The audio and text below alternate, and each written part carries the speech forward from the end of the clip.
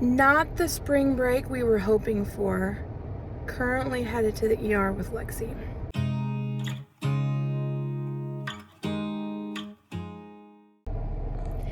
So late Saturday night, Lexi started getting sick. Mind you, this was the Saturday before Easter. She was vomiting profusely, could not even keep water down all night, did not start finally keeping stuff down until late Sunday, and she was also having really bad diarrhea. So we were worried about dehydration. So Monday morning, she seemed to perk up a little bit. So we thought she was doing better. So we thought, let's just keep her hydrated. And then if she's still not doing better, on Tuesday, we'll call the pediatrician and see what they think.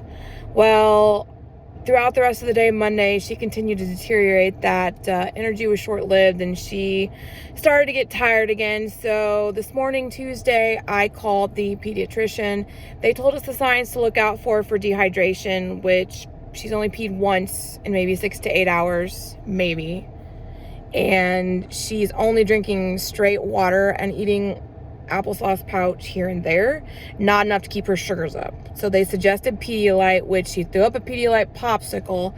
So we tried just the unflavored Pedialyte, and she says it tastes nasty. Post chemo, she won't drink lots of things. She just likes straight plain water, and that's not enough to get your sugars up. So that's why she's getting so lethargic. So we, at the advice of the pediatrician, since she will not drink the Pedialyte, we're just going to go in and get her a bag of IV fluids. This bug has been going around, this nasty bug. All of her friends from church got it, and 2 of them had to get IV fluids afterwards to help them recover. So it sounds like that is the norm for this thing. And of course, Lexi, with her immune system, is always going to get the worst version. So it is what it is. We were trying to avoid that poke, but that's okay. We've talked about that, and we're going to get through it. And I think this is going to help her recover faster. So it's probably for the best. So we are going to head to the ER. On a bright note, I am going to include at the end of this clip, she did at least feel a little bit good on Monday morning and try to hunt eggs and look at her Easter basket. So at least there's that. So hopefully she'll be better in time for her birthday party on Saturday.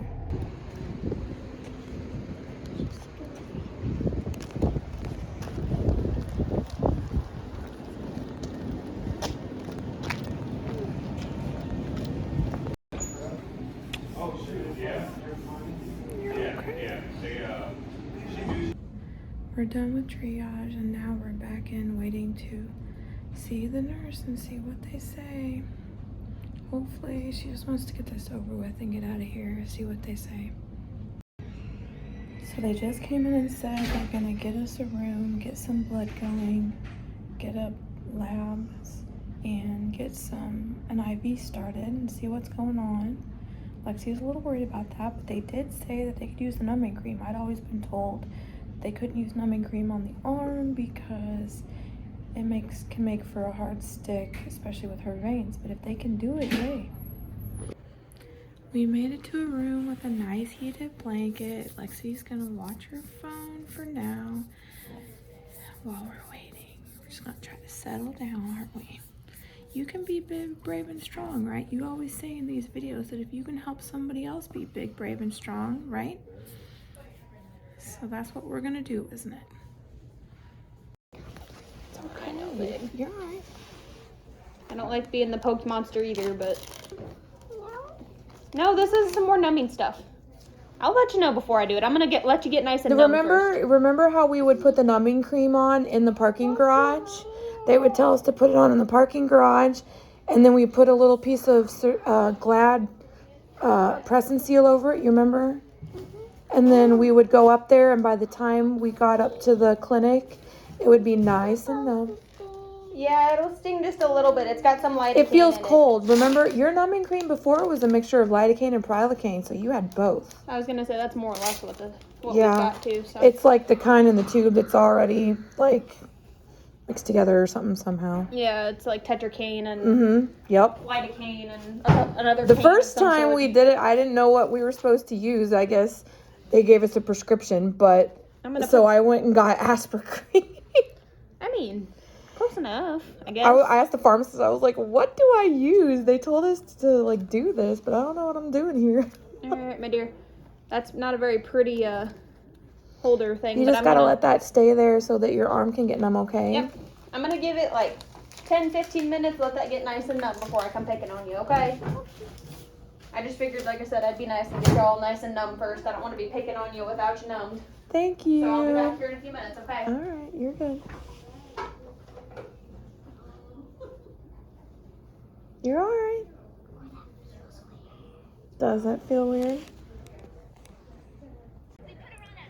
Just got done getting the IV put in.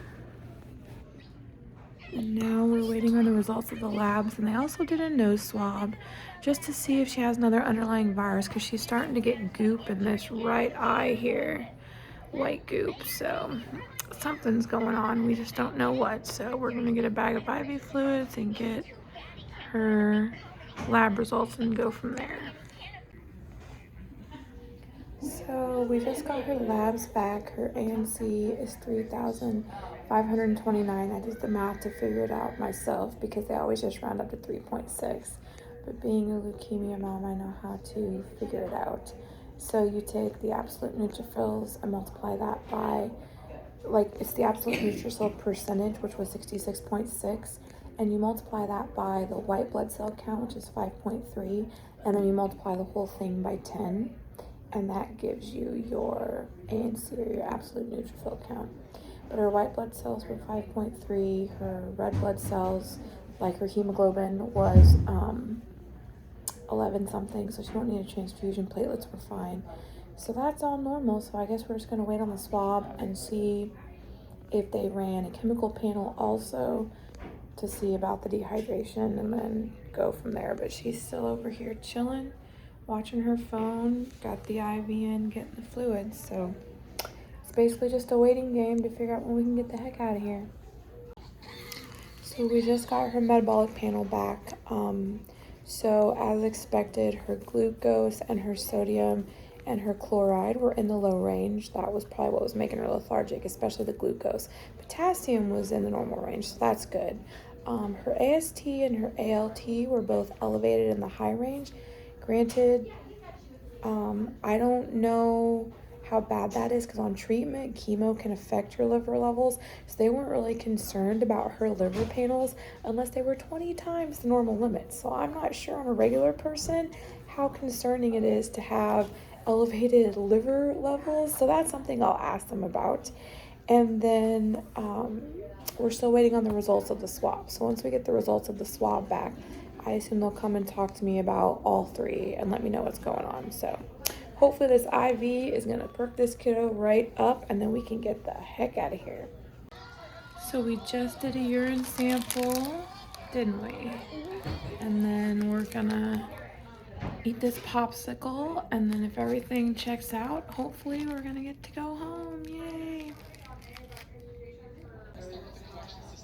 We just got the results back from her urine sample.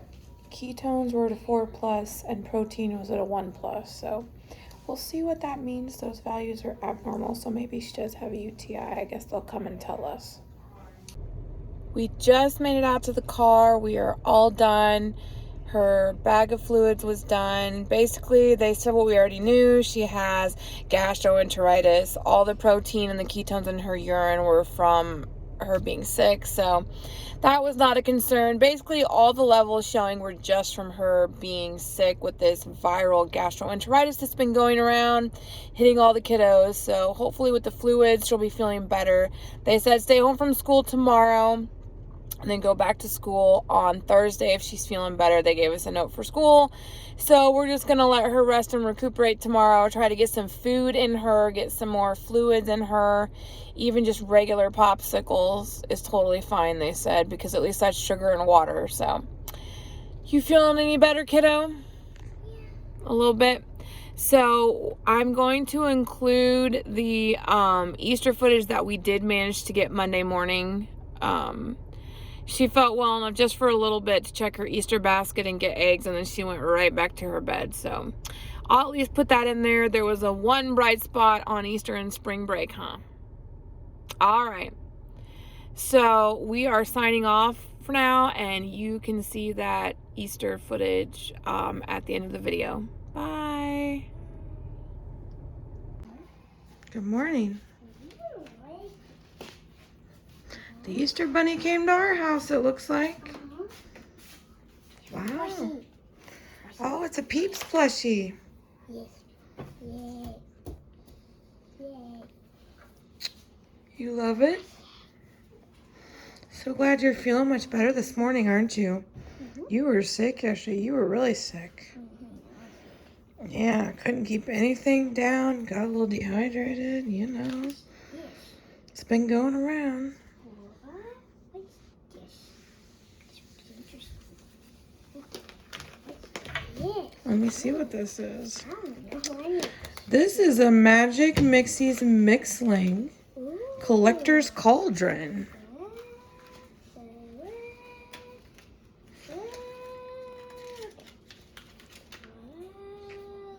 Okay. What else did you get? Ooh. Ooh.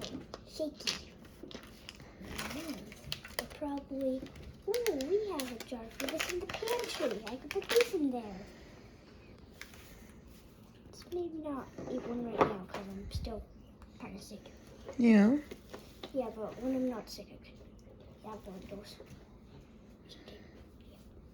All right. Do you want to grab a Walmart sack and collect some Easter eggs? Collect the eggs. Do you see any more? I don't see any more in here. Okay. Oh, there's one right there. Can we? Yeah. This one.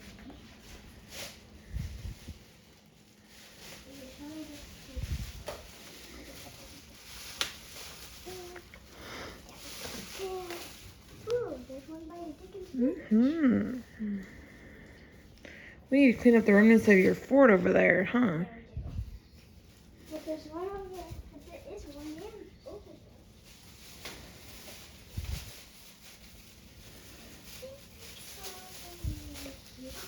Nope. Must be that's not all of them.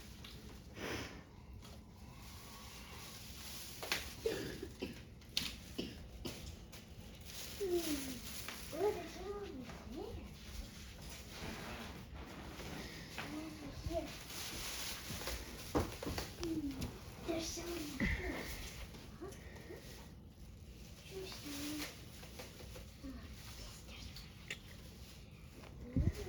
Interesting. How many you got? I don't know. Let's see.